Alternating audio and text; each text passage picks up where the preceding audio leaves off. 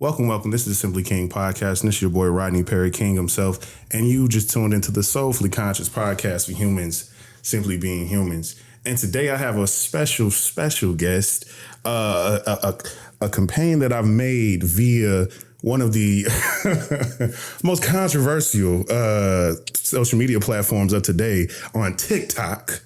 I have here with me esteemed life coach, motivational speaker, and just all around just dope individual. Just love. She drops gems on accident. She should start a jewelry store if she wants to. You know, it's crazy out here. I have here with me today, and please welcome Royale CEO. How you feeling?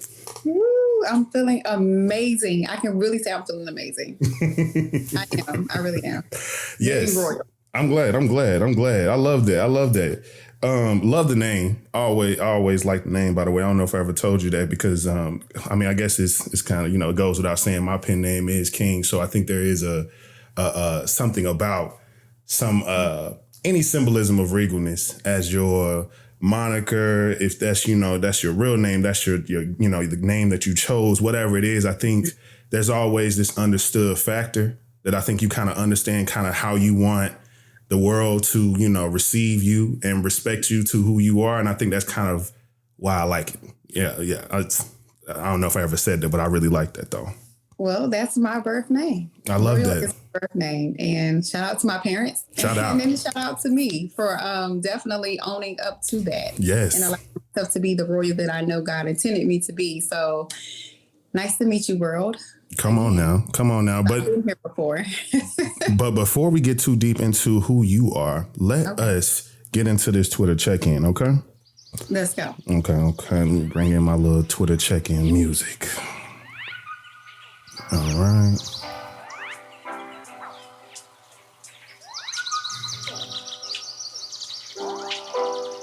Okay.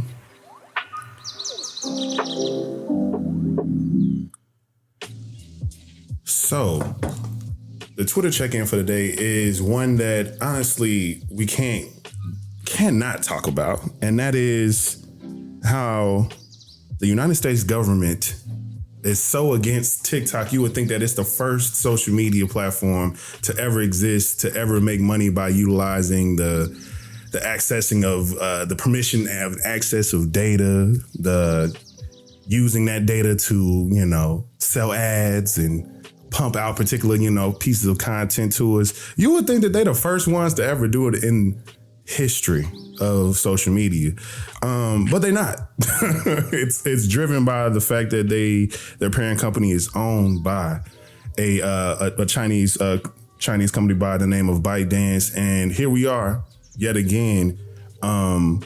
They're trying to take something fun away from us yet again. It kind of takes a minute for them to recognize like, oh, people are enjoying themselves a little too much.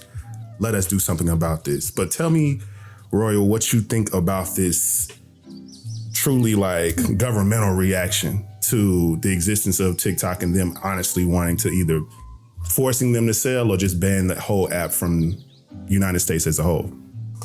I want to say first and foremost, shout out to TikTok for, unifying and uniting us, not just you and I, but everyone across the world. You really find your village when you're actually in a community that you can freely express yourself, and I'm saying this as a creator and also a Black creator as well.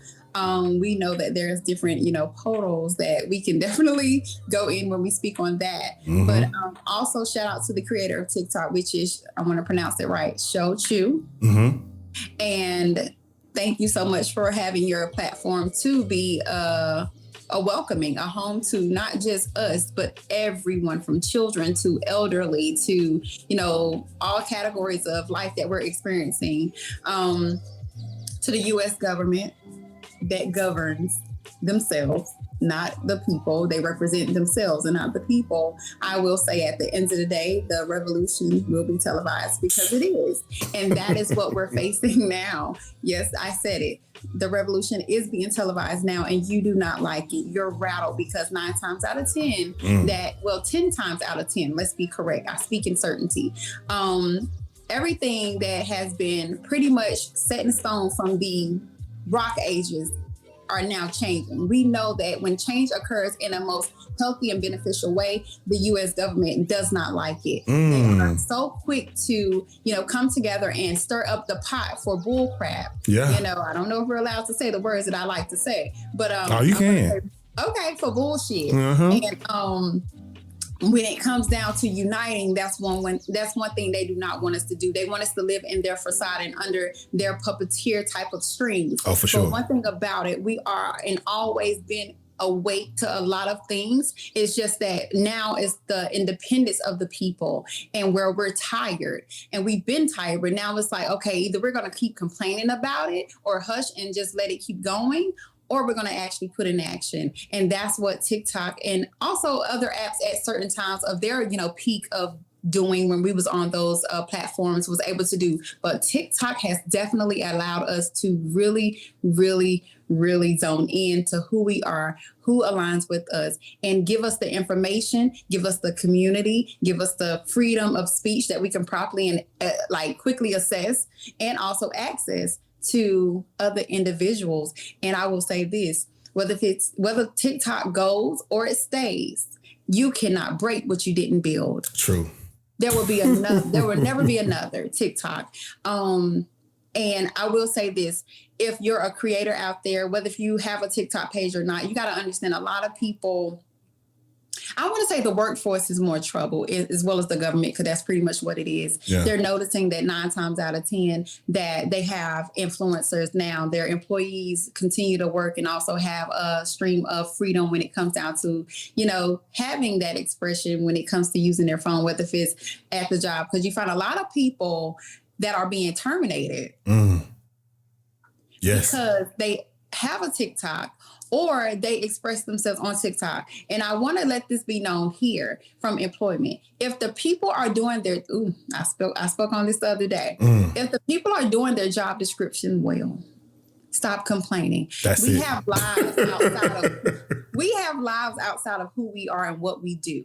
And at the end of the day, if you're so focused on me and what I do outside of the 8 hours or the 12 hours or the 10 hours that I may work or however it may be, your plate is getting cold because you're too much focused on mine. Period.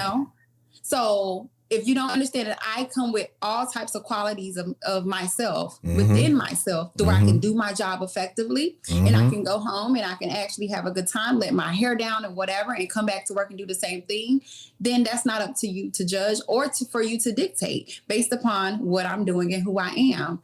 People got to express themselves in the best way possible. And thank God they're not actually trying to destroy anything other than TikTok, which unifies people. So, dear U.S. government, I am Royale CEO, and it's nice to meet you. One day, you're going to have the right officials in the chair, and I might just be one of them. Come on now. People are speaking, and I am a voice of the people. So if you don't understand this part that I'm saying.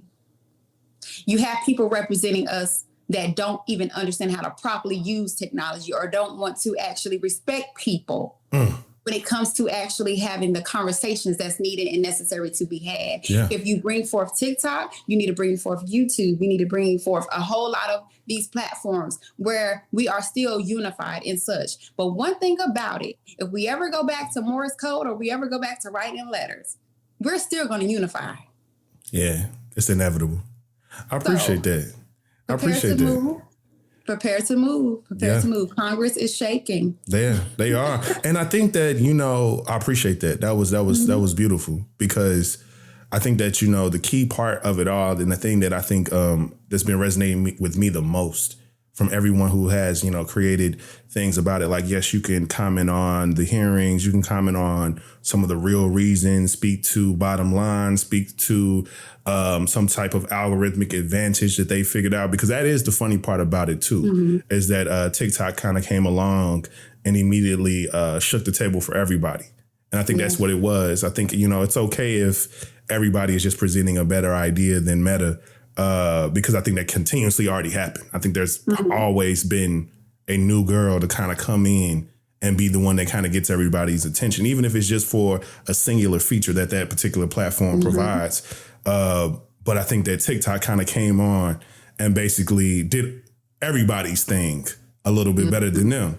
Because when I seen that, that TikTok kind of surpassed Google as the leading SEO and search engine, it was like, ooh, this is it's getting interesting, But I get it though, and I think once I seen it, I thought about it as like, I don't utilize TikTok per se for finding particular things, but once I seen that, I tried it and was like, oh, you know what? This is actually kind of informative because it's like, not only was I was just getting a range. And I think that's the thing that we don't really, we didn't have that choice when it came to trying to find and seek knowledge of things that are trivial and things that are complex. It felt like, okay, I have a person who is a true regular individual who has tried this product that is telling me about their experience. Yeah. Then I have a person who has an official account, has it's verified, and they're promoting the product. And then I have somebody who's in the in-between who I have to just, use my judgment on if they're telling the truth or not, because they probably have a partnership with the person.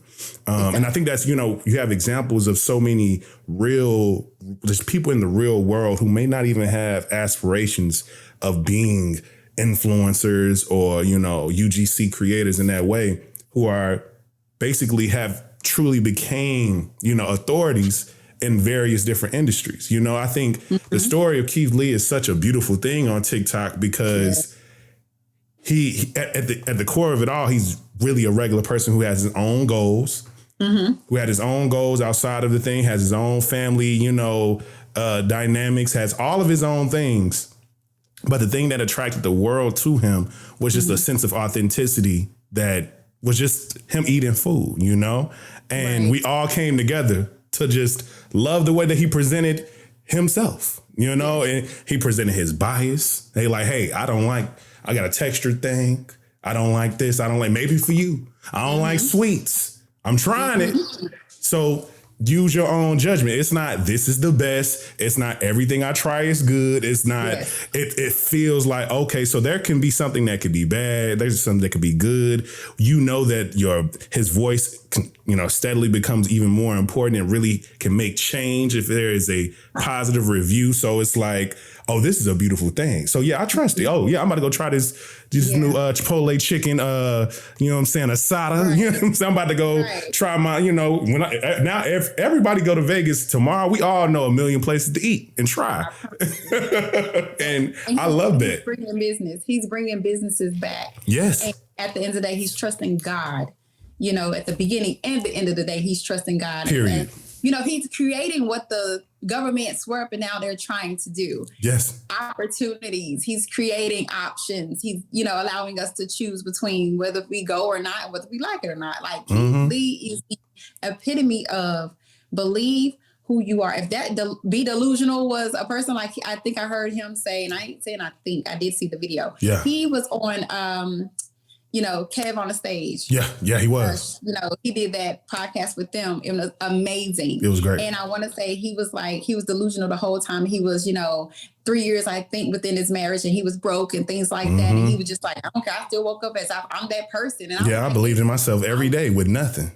You can't tell me I'm not royal. You can't tell me that this apartment is, my castle or not my castle, because it is, everything that we got to understand, speaking and living in certainty, regardless of it's not here yet, but it's within us. We already know. And like I said, that option, that will to choose was being robbed, and which is being robbed from us now by the government. It's just ridiculous.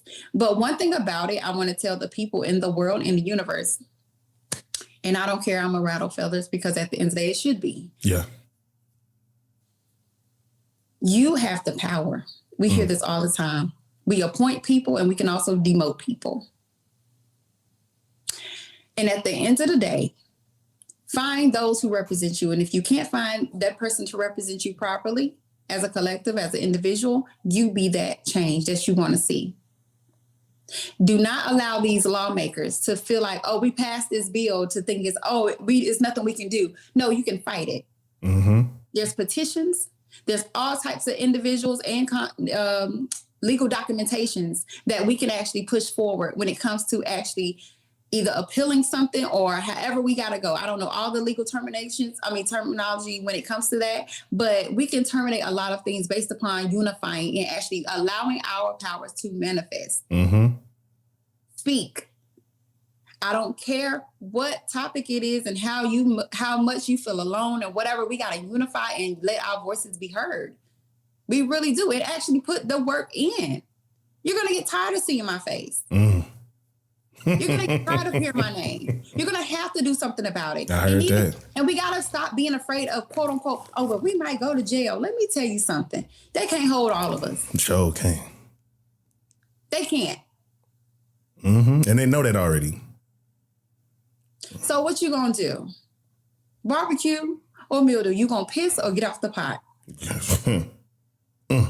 I'm not afraid to be frontline. I'm not afraid to die for something that I stand for. I'm not afraid to, understand that at the end of the day, I might not live to see what I worked for come to pass, but my grandkids, my kids will, my great grandkids will. Sure. At the end of the day, I'm okay with that. I spoke on this yesterday on another podcast as well. And I said, we speak on Martin Luther King, Sojourner Truth, Malcolm X, all the greats of the greats. And we speak on them, we keep them in rotation because we will never not speak on, them and keep them in rotation because that's what we do. But who's the next? Mm-hmm. I'm willing to say I am because I know I am.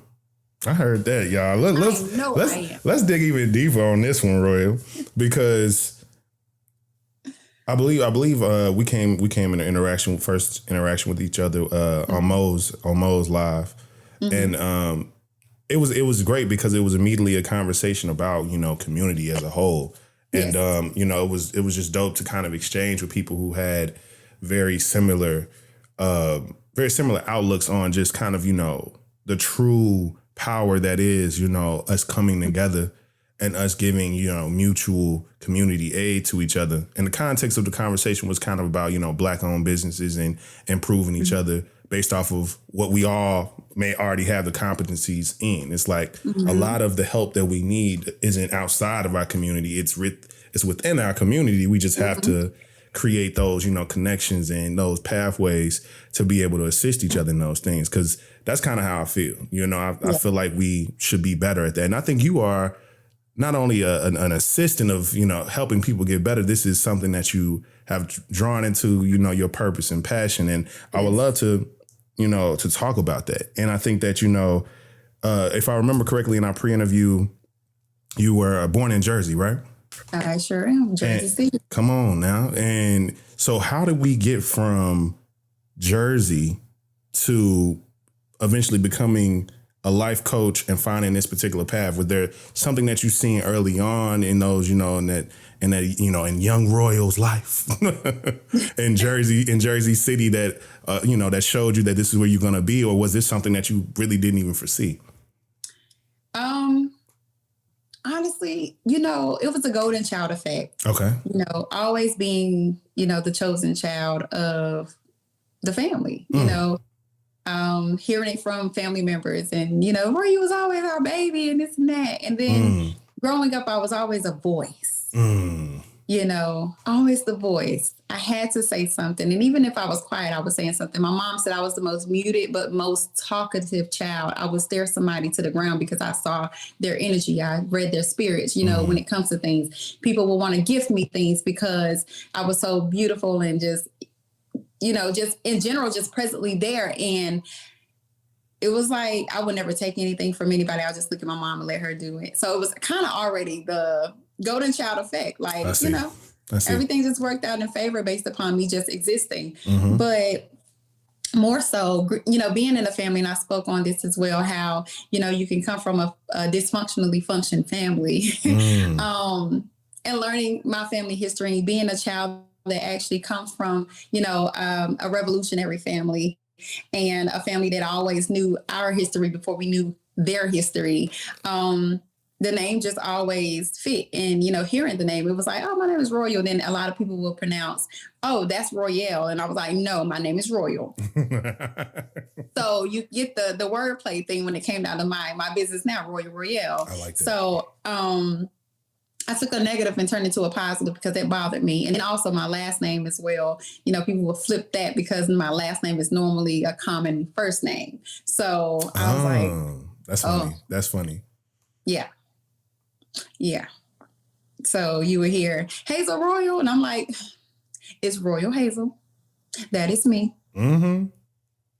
Can you change my paperwork? Because I did not put it on it wrong. Right. You know? Right. So having a lot of family trauma and hearing the, you know, generational things, and I was just like, that's not for me. You know, I'm going to make sure that I do something about it. Also having an amazing mother, amazing father. I come from a village, regardless of how dysfunctional it may have been. We all tried to put our best foot forward. Some people just couldn't get past that hump. Yeah. I was just like, oh, well, okay, I'm going to make sure I get past that hump. You know, whether it's drug addiction, whether it's just, you know, mental and emotional and all types of issues that we are challenged with in life. Then growing up, I was also the person that people came to. I'm a people's person, and I'm a person for the people. And I have elders coming to me for my wisdom and my, you know, seeing and my visions and things like that. And I'm just like, whoa, wait.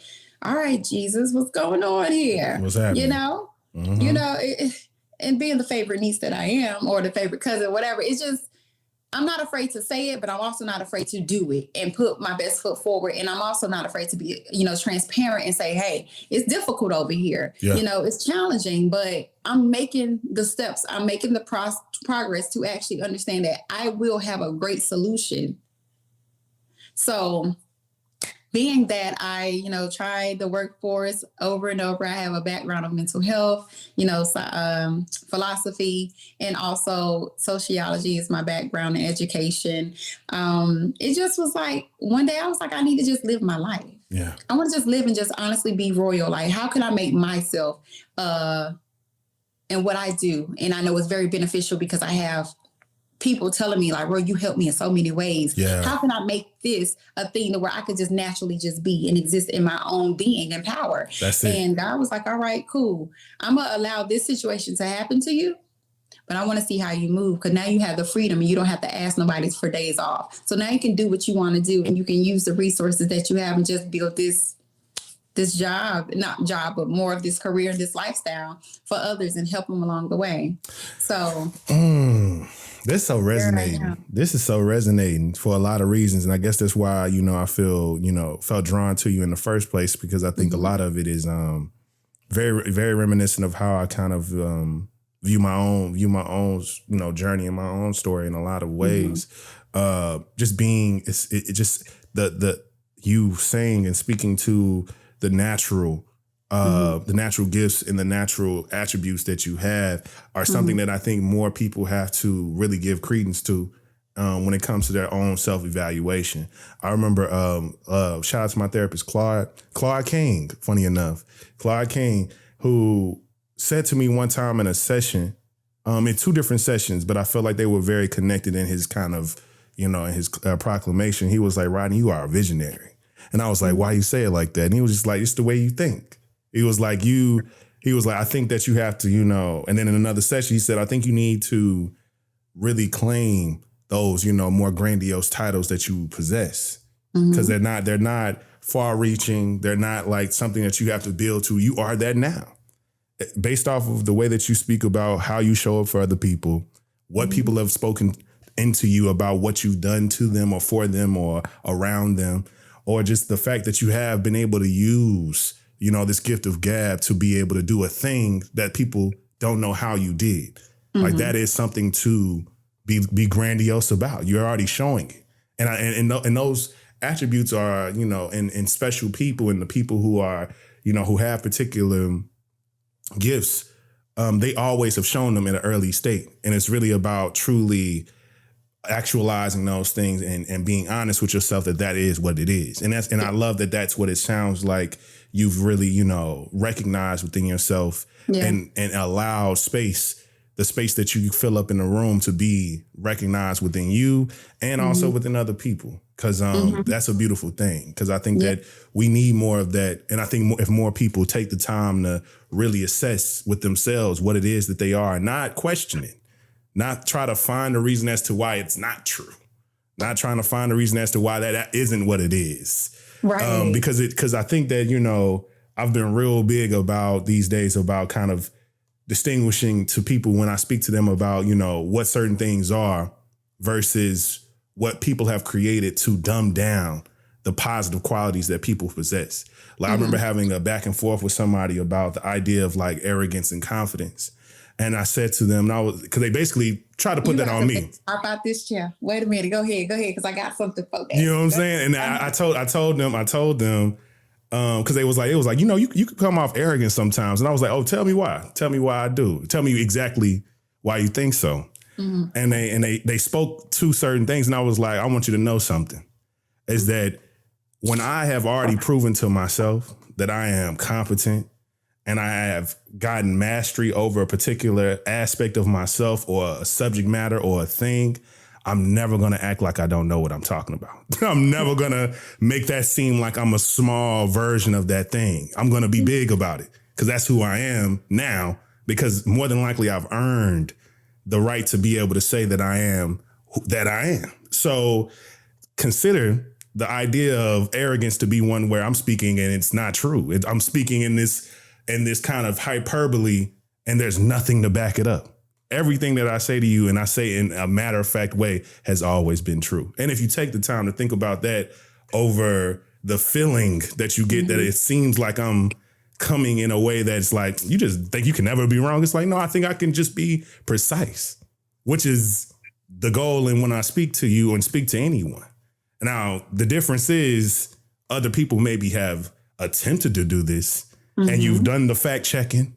You've went behind and been like, this nigga don't know what the hell he's talking about. I can't believe I sat here and listened to him for this whole time. And for me, it seems like when in reality, they're doing an imitation of who I am versus me doing them too.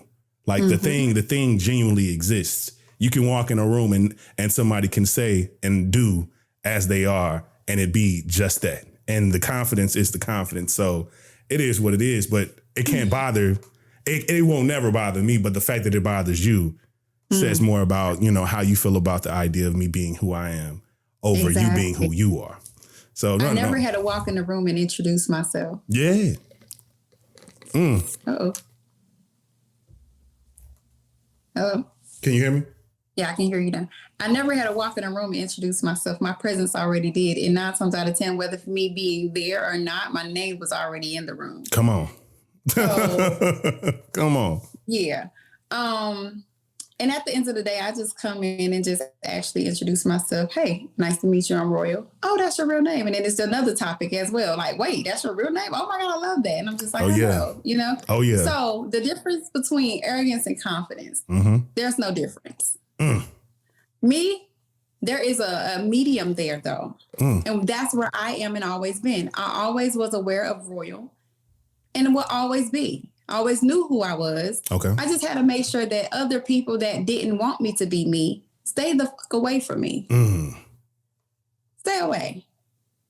So that medium is certainty. That's why you hear me say that. Because I no longer have the 9 times out of 10 keep thinking, oh, I think. No, Royale, you know now. Okay. You've been new and you're going to continue to know. So I am in certainty. So that medium between confidence and arrogance, right in the middle, I am for sure. For sure. You're still going to have some grace with it, but I'm for sure about what I say. You can do the fact check, but ain't no point of doing it. Eventually, you're going to come back saying, you know what, Roy, you was right. Or you might not even say that. You're just going to sit there quietly, and I'm going to already know because you're still here. You got it. So good riddance to those people who's no longer here, because at the end of the day, they don't want to own up to who they are or take time to learn who they are and live in certainty of who they are and could possibly grow to be. Yeah. You know, and those that it's bothering, it's only bothering because we're all a mirror to each other. Energy attracts energy. Energy is transferable at the end of the day. But my thing is this, we're all a mirror to each other. So some part of me you like and hate. The thing that you hate about me is the thing that you're too scared to actually possess and bring forward. Oh, y'all snap. Come on, say that again. Say that again. Go ahead and drop it. Go ahead and drop the cookies bomb. You know? The thing that you hate about me is the thing you hate about yourself because you're too scared. You're too scared to bring it forth and possess yourself. You're too scared of the power that you actually have that you don't want to live in. I love that. Oh, well, Royal, you think you like the same thing all my life. You think you know it all. And now she just talked too much. I always had something to say. See, that's the problem. You have something to say, but it don't actually stick. It's not grits. Yeah. It's nothing that actually can feed you nutrients. And if it is grits, I don't know what kind of porridge that is, baby. Oof. And it's cold. And it's cold. 3 little bears. And see, what you make don't fit me. Yeah. Cinderella, we all know this story. Cinderella, or however it may be when it comes to something that's of equal size, whether if it's 3 little bears and Goldilocks. It doesn't fit me. Yeah. Go to where your village is. Go to where you're loved. Go to where you're aligned. Yes. Don't try to force me to be something where you can't force me to do anything. That's another part that bothers people. Yeah, don't try to make me be something that I'm not, because you can't. And don't get mad at me when I say no. It's okay. We can coexist in our differences. Nice to meet you. I'm Royal. That's it. That's it. That's it. That's the intro and that's the outro. You know? So I love it. I would love to pivot to the idea, because I think, I would say probably about 10 years ago.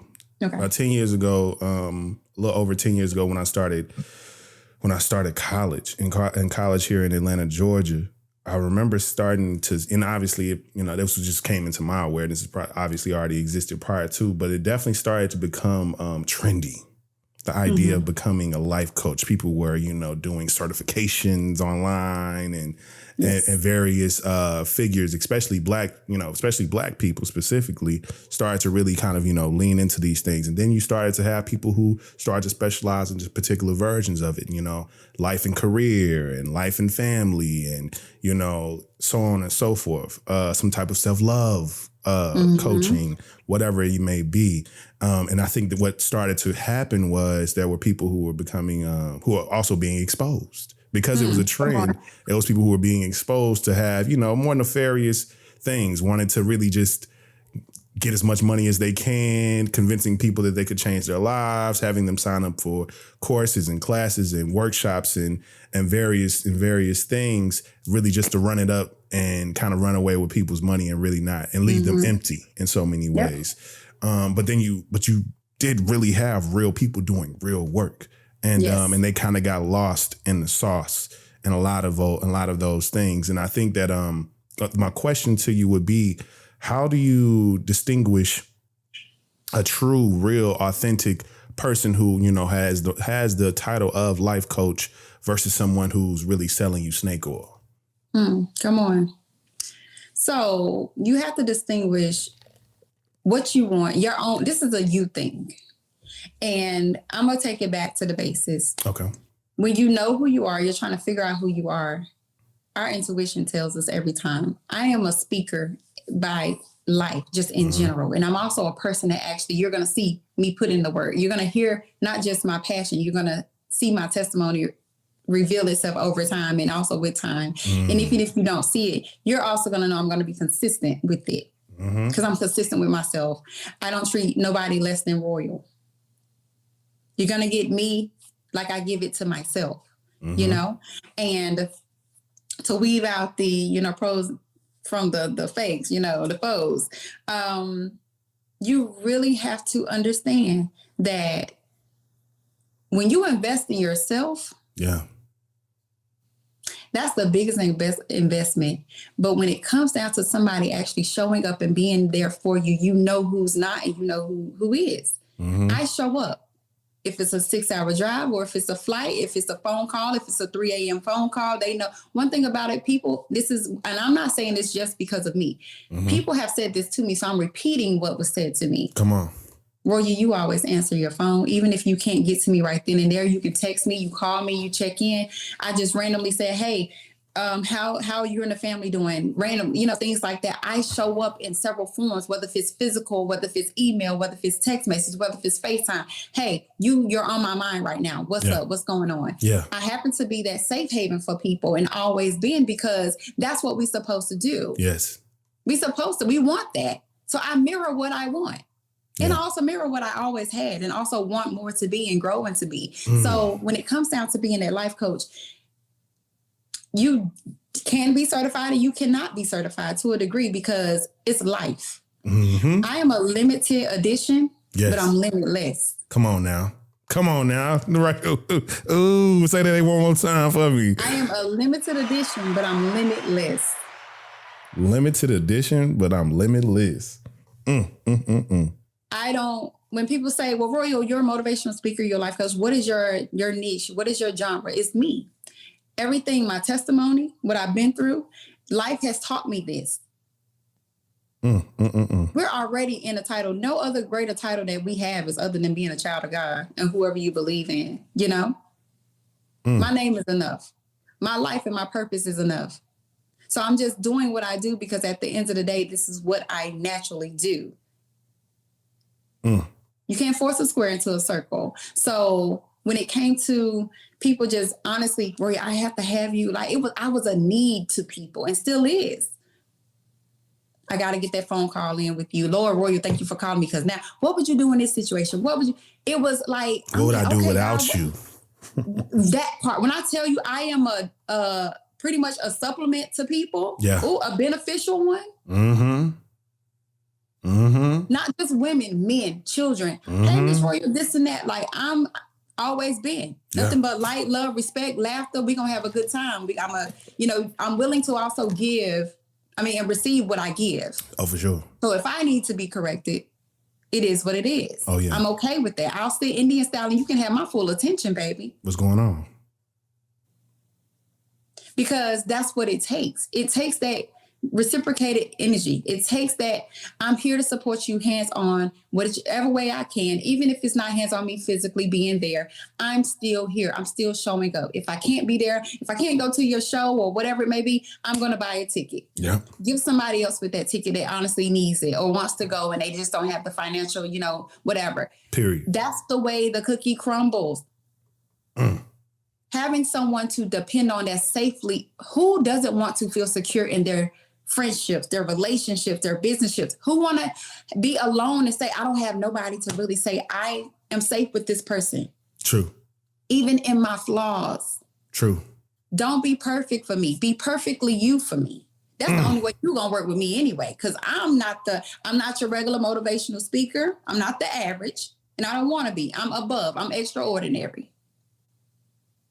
And I'm not the coddling motivational speaker when 9 times out of 10, you just need a different vessel to actually kick you in your ass. You got to go. I tell people now, don't tell it to me unless you're ready. Come on now. You want to stay in your stagnancy, keep it to yourself, because I'm going to push you so hard. You ain't going to have no choice but to do it. When I tell you, I've gotten emails, phone calls, whatever, saying, I just thought about you, Roy, and I just had to tell you this. And I'm like, what? I was just about to do something and I heard your voice in my head. All I could hear you say, you better get it done. Yeah. Don't do that. You better do this. Yeah. And went with it and thrived. That's so key. Oh, that's so key. Pushed. That's it. I'm like, long effing hair that's on TikTok. He said, I'm like his physical coach, but also mental coach, all the coach. But he said, I'm like that. He said, I'm like that. Give me one more. Give me one more. Oh, yeah. If you ever, well, I know a lot of people are aware and some aren't. Eric Thomas. I am aligned with that type of coaching, that type of push, that type of drive. I'm the female version in a way. You know what I'm saying? Because it's one thing to hear it from, a male perspective and things like that. He need a sister right beside him. let's go. Let's make it happen. And I know me and Eric will definitely align when it comes to our path and journey. But if he hasn't, he will see this podcast and know that I'm actually saying, let's get things going. Let's collab. Let's get it going. Because at the end of the day, just like you're motivating the masses all over the world, Lisa Nichols, I know you're out there. Iyan Levanzette, let's make some things happen. Oprah, what you trying to do? Because at the end of the day, you have a little brown sister right here that's not afraid of the masses. And I speak for the masses when it comes down to those that's actually ready to have that voice to mirror what they always been crying about. I'm not afraid and never will be. Do you think that there is do you think that everyone has a particular need and necessity for some type of life coaching? It may not be that in a practical sense, like them seeking out a life coach of some sort, but someone who plays that role in some way in their life, that they obviously, give some type of also mutual benefit and support as well. But do you think that that's something that's truly a necessity to have a healthy life, having that person who plays that role? Yes. That comes with no bullshit.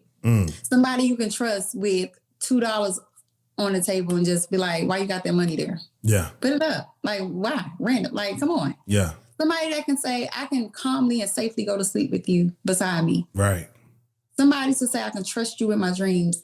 And I can say my goals out loud to you. And I know for sure that I'm fine. Someone that can say, hey, I don't know what's going on, and just can stop what they're doing and pray with you. Somebody that can actually just be that comfort, that person that's safe, that's secure, that's trustworthy enough. 9 times out of 10, whether if it's relationships or just, individuals that just have trust issues.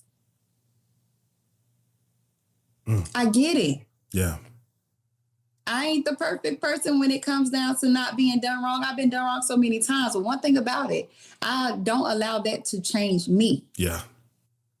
That's key. Have I done some wrong? I have. And have I actually backtracked and actually noticed and identified where I was wrong and said, you know what? I apologize. Let me come to you based upon me knowing and not knowingly. Some things I purposely did. Yep. Due to my own understanding. And I'm not going to, let's be clear, not apologizing for me knowing and certainty of why I did it, but I'm just apologizing because at the end of the day, I have matured and noticed that was very, very not called for me. And also for you as well. Period. I own up to what I did because I was very for certain when I did it. But I'm just letting you know now that I'm at this stage, I do owe you another apology, Which because is big. I sincerely mean it. Exactly. That's big. It's a hard part for people to do. It's something that I realized once I started to really heavily get into discourse and create discourse on social media was I noticed this real crazy kind of like knee-jerk inclination to debate and argue. And one thing I had to say one time on TikTok, and I think I've said it in different ways in various other spaces, but I'm like, I'm here for discourse. I'm not here to debate you because I'm not trying to convince you of anything in this moment. I'm saying what I'm saying. And if you disagree, then you just disagree. I'm not trying to give you room to convince me to do a thing, or I'm not trying to make you convince you to think exactly like me, but I'm going to continuously challenge the thing that's trying to create some adversarial moment. And I think that a lot of people don't like, or they're not comfortable with that particular stance. And even more than that, what I've noticed is the nullifying of an overall conversation when you accept the idea that you've either changed your mind or you've changed in any way, shape or form. Like, you know what? I think you're right. You know how often where in conversation in person or virtually, if it comes to a point to where you say somewhere, I'm like, you know what? I didn't think about it that way. People almost are like mad because they are now in this stance of like, I was ready to go for another 50 minutes. And it's like, no, you know what? I get it. And it's like, for real, I'm like, yeah, that kind of makes sense to me now. I didn't look at it that way. Yeah. And I think that there's I realized the key in understanding that I'm okay with being wrong. I'm okay with seeing it in a way where maybe, oh, you know what? in seeing it this way, I've realized a blind side that I didn't even realize I had. And seeing in this way, it's been revealed to me a side of rigidity that I have on this particular topic. Ooh, why am I feeling so activated by this thing that you're saying? Oh, I might need to, you know what I'm saying, check myself and actually, you know, give space and room to this thing, because I think that that's the beauty of, you know, interaction and conversation. I think that's why I love it so much, because even when you do come informed, when you do come into certain spaces and places, knowing what you're saying and knowing yourself very well, the reveal and the revelation of things that are deeper within you, because you are constantly doing the work, you're going to unearth the thing that you probably didn't see. And I think that's something that people don't know that's possible. And I think that so many people attach their opinions and ground those opinions into their identity, and they ground and they die, and people love to quote unquote die on heels. And I don't really believe in that. I believe in living everywhere I am. I don't have to die on no hill. I can live on top of that hill and have just changed my mind. I was different the day before, and now because of this new information, this new perspective, or the story that I'm now considering, and now I'm in this transitional place because of it. I'm changed forever because of this thing that has been, you know, exchanged with me. Yeah. I can still live on within this thing. I don't have to I'll down the sword, I down the hill, I'll whatever for whatever this thing is. And it's like, so basically you're going to feel however you feel and be dead. Exactly. Not even live with this opinion, but die on the idea of this opinion. And I don't know, I guess, you know, you can always, you know, go to semantics, but I think words mean things. They do. Yeah. A lot. But antonyms and synonyms, I tell people all the time. Right.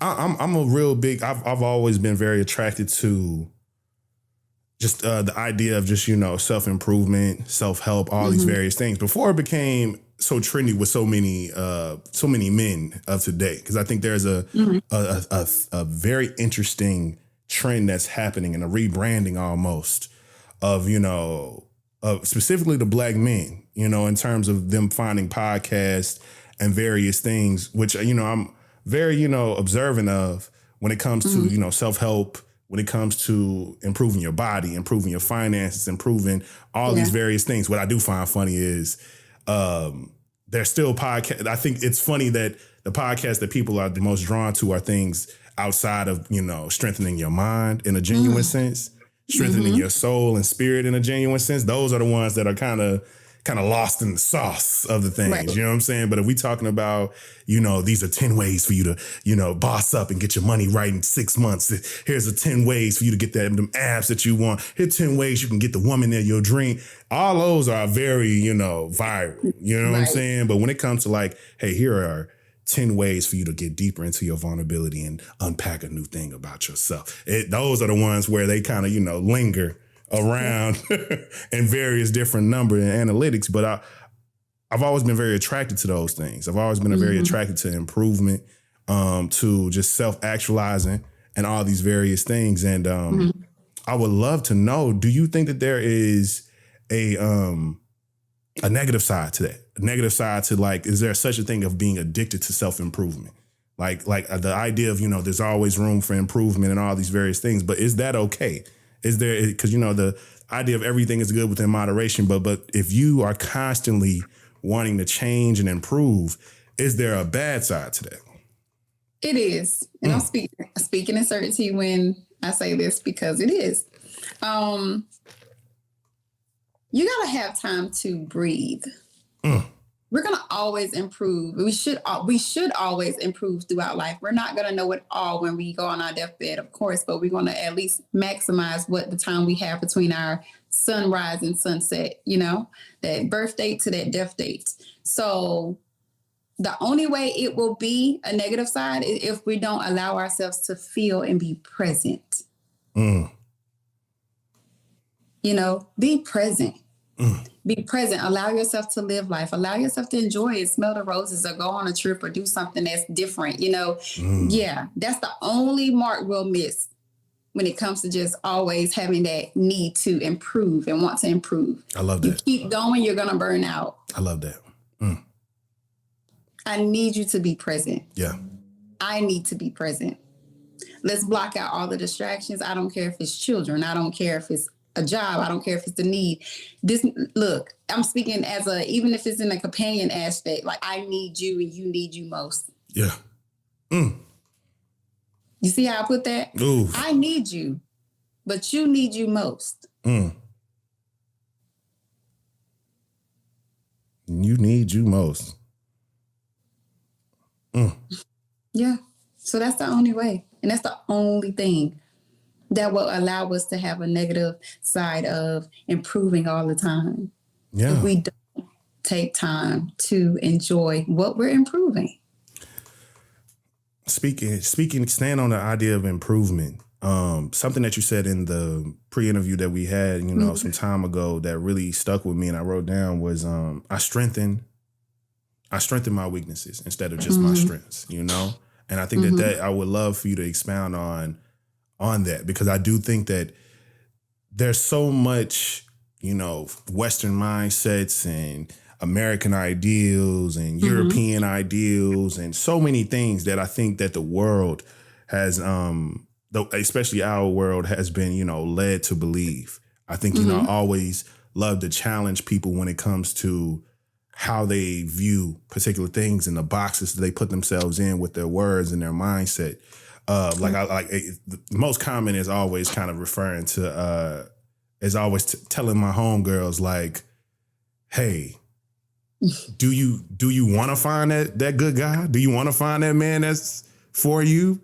Mm-hmm. If so, then maybe the idea of you continuously saying that they're not out here, they don't exist, all men are this, all that, it's never going to happen. Regardless of this, I don't see it. What do you think you're calling into your life consistently? And I'm like, just believe. Like, I get it. If that's a shift, a hard, feeling because it hasn't been proven to you, you've been let down and disappointed every time you quote unquote let your guard down, but trust and believe that it will help. It will help the process, and you'll draw and call that into your life way more. And that's what you really want. That's what gets you upset that you don't have it, because that's what you want. But also too, what are you consistently saying more than the other thing? You're not saying that that you will find them. You're not saying that that man that's for you is meant for you and is looking for you too. You're saying they all ain't shit. Mm-hmm. Fuck them all. They all trash. I'm waiting for the other shoe to drop. It's something. You know what I'm saying? But I would love to speak to I strengthen my weaknesses, not just stick to my strengths. We have to actually understand that what comes natural to us is a natural strength. It's going to happen regardless. Yeah. You don't have to worry about Royal, not speaking, because I'm going to speak, It's when I'm not speaking that 9 times out of 10 people are like, why are you too quiet? Oof. Wait a minute. Yeah. So I'm looking to see where I should and shouldn't speak, The weaknesses that we claim up and down that we don't have is, speaking as a collective, we have them. We're just afraid of bringing them forth. And we don't want nobody else to speak on it. Like you touched on earlier, why does this bother me? If someone say this about me, why am I so triggered? Why is my emotion so elevated? Like, wait a minute, why did it send me that? Yeah. That is that weakness. Yeah. Take it. Take it. Let it sit. Don't say anything. Don't rebuttal back. Say, you need to feel that. Say, oof. Oof. Okay, that hurt. Why did it hurt? Now we're doing the root work. Oof. Now we're doing surgery. Now we're actually opening up. We're going past those vessels. We're going past all that. We're getting to the core of it all. Yes. And it needs to be, because if you don't get the core, it's going to continue to grow. Yes. And it's going to become an even bigger mass. Yes. You got to work from the inside out. You do. So the weaknesses that you identify, do the work. You don't have to zone in on the natural stuff, because it's going to already be naturally there. We're built to actually operate on what we already know. And see, when it comes down to that, we got to also understand that our weaknesses create another door and, unlock another level of our lives to where we can expand. We're not expanding ourselves to have the territories that we're promised. Mm-hmm. And you're asking for them. Mm-hmm. You're declaring them, but it's not able to process because you are afraid to unlock the level. You can move that stone. I receive it. I heard that. You can move it. You got to call things forth, but you also got to understand that you got to allow it and see it for what it is. No, oh, that's just me. No, it's not. That's a trauma response. That is a defense mechanism. That is a PTSD moment, which we all have PTSD. That is a trigger. Your emotions are supposed to come and go. If that same thing keep giving you the same emotions, you're stuck. You're not doing the work. Literally. I love that. I love that you said the work, because that's a great segue into my last question to you, and that is it don't have to be the last. it's I've been going to therapy since 2019, and it's been a major change in my life because I learned so much about the choice I made when I started going, about the process of choosing a therapist, about the commitment of continuously going and showing up, and trying to build up that comfortability to continuously learn how to give more into the session and understand that, oh, it's on me to make this into what it is, to get the value of what this can be. Yes. And I'm a big proponent of, and a big advocate of mental health and us becoming better. And I know what the change has been. I know that I've certainly can say proudly that I've been a catalyst in my own circle, with, being one of the first people in my group of friends to, really start in that journey and commit to it and continuously speak about it, where now everybody, when I say Claude said, they know who I'm talking about. Right. Claude told me once, and they know what I'm saying. And and that intrigued them. They'd be like, who are you talking about? Who is Claude? Is this a new friend? Is this, I was like, no, it's my therapist. That's why when I'm bringing them up, it's always something that's, in that realm of things. Yeah. And normalizing the idea of, getting help, getting assistance and doing the work, regardless of your own capacity. There is something about getting that extra lens, really getting somebody to yield more out of you, because you are humbling yourself to know that you can't figure this out on your own. And I think that that's the part that people don't want to admit to, that's what you have to do, is to not think of yourself as being incapable of overcoming this hump within yourself or this trauma or whatever it is, but it's humbling yourself and checking your hubris and your pride. Yes. To know that there is someone I can call, there's someone I can sit down with, there's resources out here that I can lean into that could actually aid in this work that I want to do for myself. Yeah. And I want more people to understand that that's what it is. It's still you. It's still you doing the work. It's still you guiding your life and improving your life the way that it is. And I think so many people believe it to be this scary process, because it's going to be this reveal. Oh, I'm going to find out something's wrong with me. You already think something's wrong with you.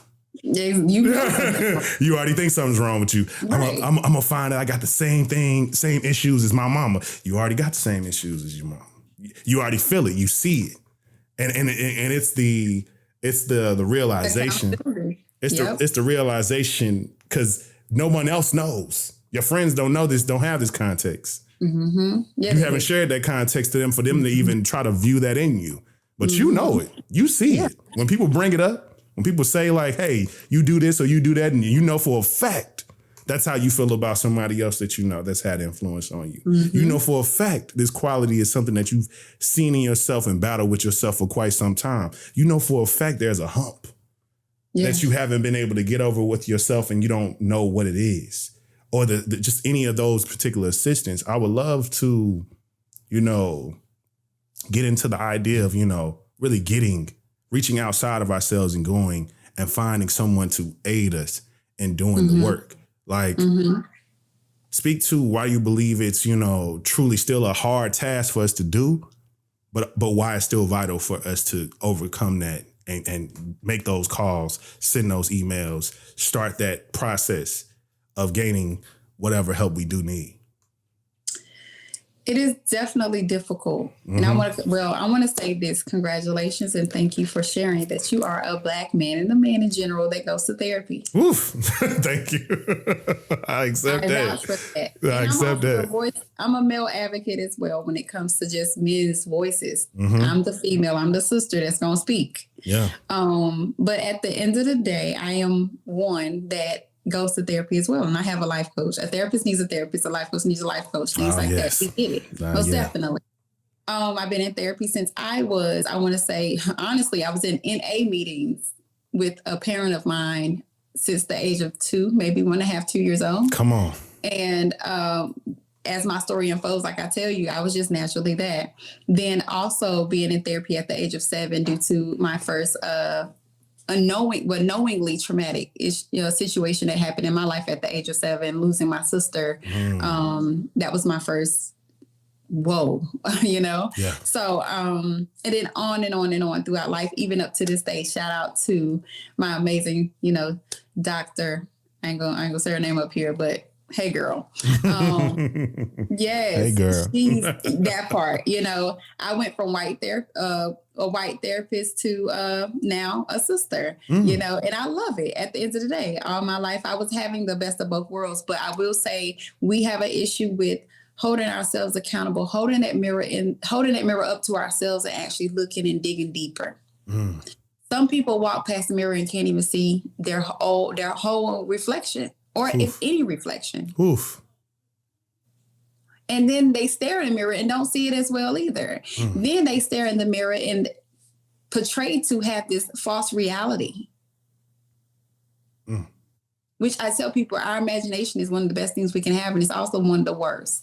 So you got to pick and choose which one is going to be for you. And 9 times out of 10, the majority is on that false reality. Yeah. They're living in it every day. Yeah. Then my exercise when I have, seminars or I just go and speak or however it may be, I tell people this. I want you to strip naked and stand in front of the mirror. Stay there until tears come down your eyes. Stay there until you start laughing. Stay there until you really, really can say, "Ooh, I feel like I am relieved." Men and women, strip it down. Skin to skin. Let you see you in its bare self. When you don't know what to do, because we already know what to do, but when you feel like you don't know what to do, seek help. There's always someone out there that can assist you. We're afraid of actually allowing ourselves to be right because we're always counting ourselves off and out of situations. We'll sit here and say, "Oh, that's not going to work. I already know it's going to work." It ain't going to work if you keep saying it like that. Yeah. You ain't going to give it a chance. You got to give it a chance. Therapy ain't for me. Well, how would you know if you never go? Because this therapist won't that. I therapist hop for a while. Just like we club hop, I used to church hop to find the right church that was the right home for me and my children because I had to separate from the home that was brought up, that I was brought up in when it was my grandparents and my parents' church. I had to separate from that. Because for me and my house, we do a little bit different now. Then therapist hop. This therapist was okay, but 9 times out of 10, they talked about themselves a lot. This therapist was okay, but it just ain't fitting because it's just the moral and ethical, standards. And this one is always not picking up the phone or however it may be or answering my emails on time. You got to make sure that you got to want it so bad that nothing and no one will stop you until you get it right. Understanding that we need the assistance and help when it comes down to these conversations and we stray away from is because we're afraid of fully taking accountability. We got to put in the work. You want the problem to cease, but you don't want to work on the problem. It's going to take work. Everything takes work. Everything. But you got to chisel away at it. It's okay. People don't want to feel. Let's be clear. People don't want to feel, but they want to be loved. Woo! Damn, Royal. If love conquers all. Man, people don't want to feel, but they want to be loved. Ooh, I gotta write that one down right there. That's I wrote a lot of things down, but I had to write that one down. That's so rich. That's so good. That's so deep because it's it's so much in and I always like stand every time I hear people, say things about, it's not for them or they haven't started or they have given me whatever reason and excuse they kind of come up with. I always or better yet when especially and I find it funny. A very commonplace thing that I've seen a lot of people do is kind of prescribe therapy to people because of an action they see or behavior they notice from people. And I'm like, they be like, well, they need therapy. And I was like, everybody do. Yeah. And I've learned to say it that way because I think it does way more than like shit. You don't go, you too. Mm-hmm. Because you can't appoint somebody when you have done it. Because I like it that way because it does the exact same job, but because language is language. It's everything. It's everything. Because it's like, instead of me making it a personal thing, because I really mean it the way that I'm saying it. Everybody does. Yeah. But I think a lot of people don't take that moment or take that sense of consideration on what they really are trying to convey to a person that they would like for them to show it better for themselves. Because they know that they would benefit from the thing. And then consider this, because this was also my situation. My best friend never been to therapy. And she said she actually now has a therapist. And I'm so proud of you. Shout out to my girl, Deja. I love Come on, Deja. Deja, I'm so proud of you. I'm proud of you too. For 20 plus years. And I am the godmother of her 4 children. And she know I don't play that. Everybody know me. Homie don't play that, but Royal don't play. I cannot allow no weak links in my chain. I just can't and I won't. I don't care who it is, you gotta go. I like it. So I like it. Yeah, you gotta go. So she called me and she said, you talk about your therapist so much, or I've seen you go to therapy all these years in your life and now it's time for me to go. I said, I wish you would.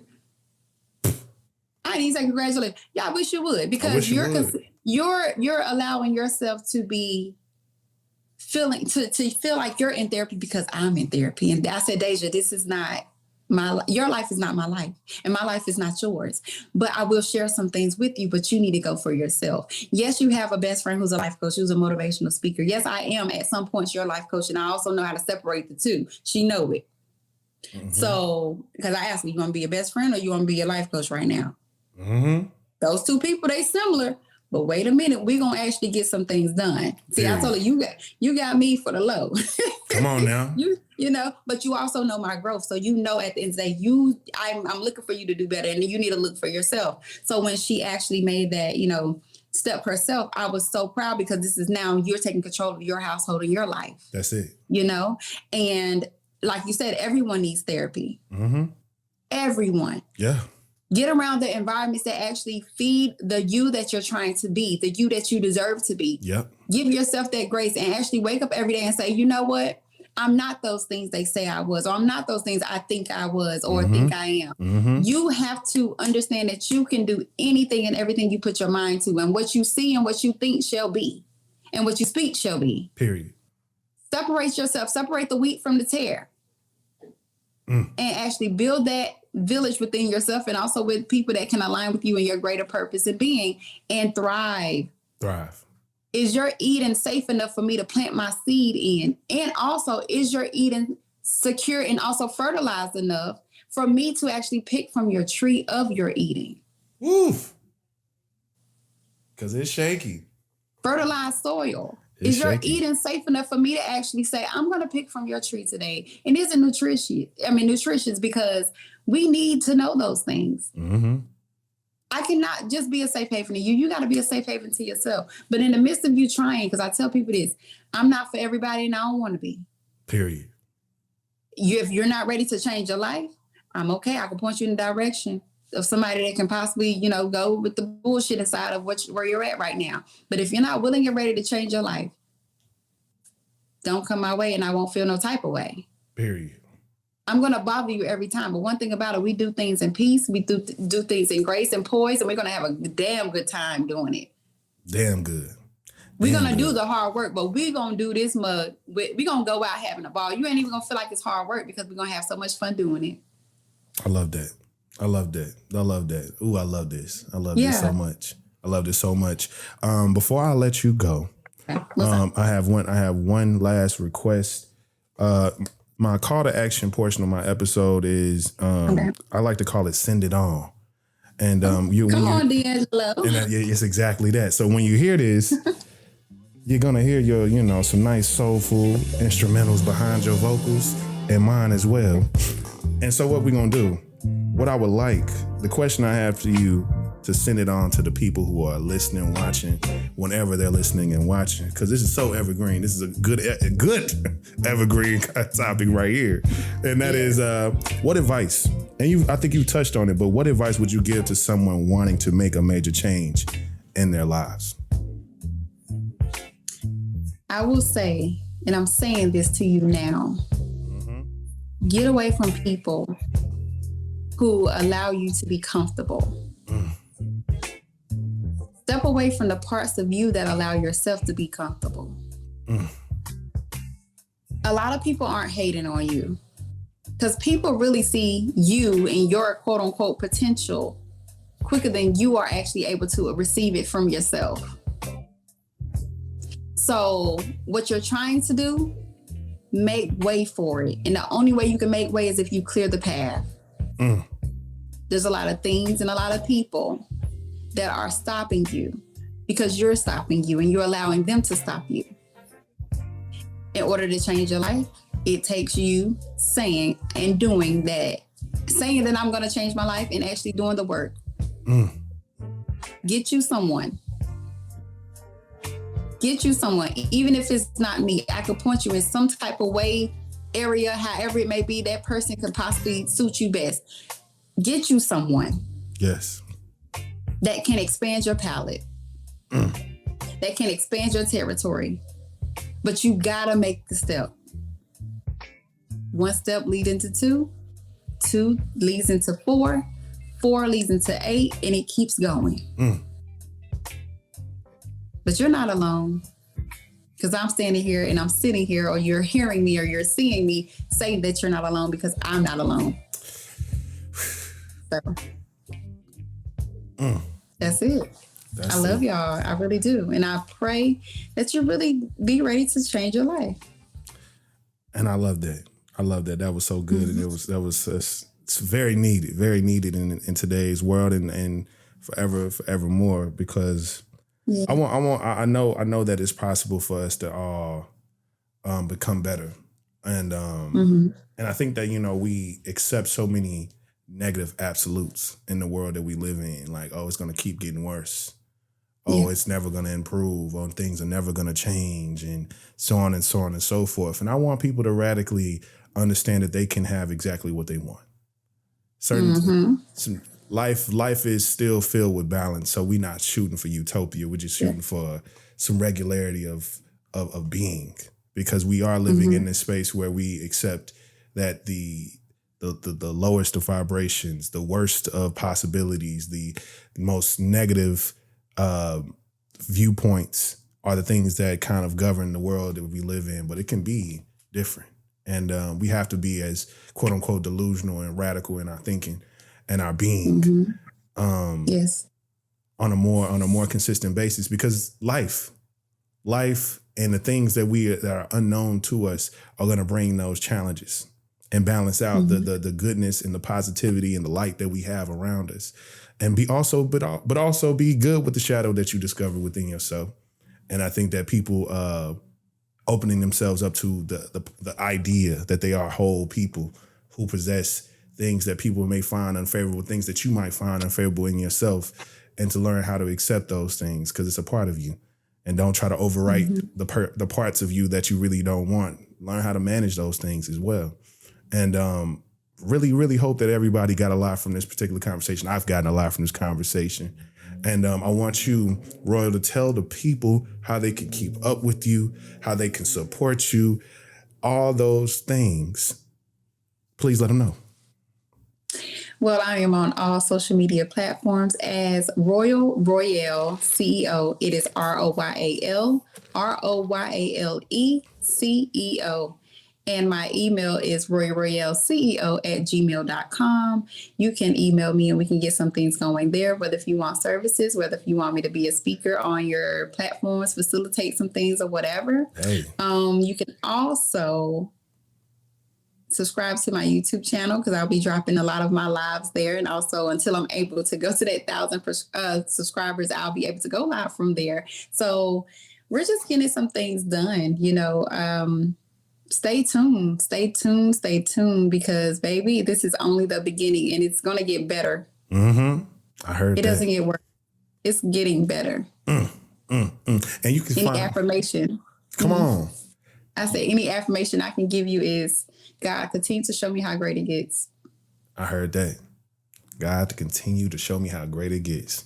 I love that. I love that. You can find all the information to keep up with Royale all under the description of this particular episode, no matter where you're listening or watching. Make sure that you follow. She's a great follow. She's just a great person in general. So just come on and get your life and get you some, especially the free stuff. You know what I'm saying? Content and things you find online be free. So imagine what you get if you know what I'm saying, you support and you invest in the overall services and the things that she provides. Imagine how much more value you get out of your life. So I implore you, if you feel invoked to do anything, and make that call and make that change, if anything really resonated with you, I suggest you reach out. You understand? But I appreciate you. I appreciate you so much, Royale. And this has been a great conversation. And I think it's going to be something that truly helps so many people. Just giving them perspective or just getting enlightening them whenever they listen to it. If you don't know, you should know. The Simply King podcast can be streamed all places that podcasts are streamed. Make sure that you follow me at Kings_Memoirs on all social media platforms. And also continuously make sure that you follow the podcast page on IG at Simply King Pod, and make sure you go like the Facebook page. If you want to know about any services that I provide in the spaces of digital marketing and creative production, you can go to lifeisking.com. Also go and follow the Life is King page. Got a few things that I'm working on to really assist and help folks truly create digital happiness for themselves, because we mad on these things. People be real upset with the things they got to go through with social media, and I understand, but I want you to be able to live your life and be able to create digitally in a way better way. So hit me up. You have just tuned into the Soulfully Conscious podcast for humans, simply being humans. I've been Rodney Perry, also known as King. This has been Royale CEO, and this has been Simply King. Peace.